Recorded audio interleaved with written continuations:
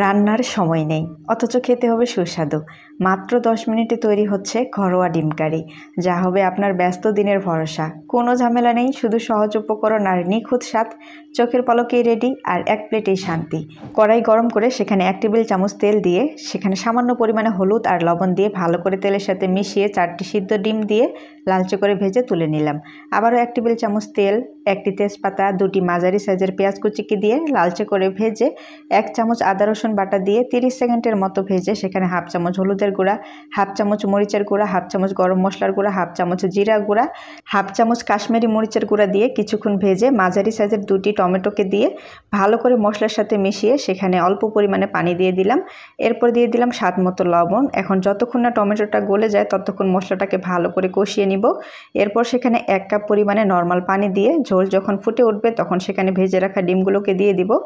আর দিয়ে দিচ্ছি 2টি কাঁচামরিচ, সেই সাথে স্বাদমতো ধনেপাতা কুচি। ভালো করে মিক্স করে কিছুক্ষণ জাল করে নামিয়ে গরম গরম পরিবেশন করুন। খেতে ভীষণ মজা, অবশ্যই ট্রাই করে দেখবেন।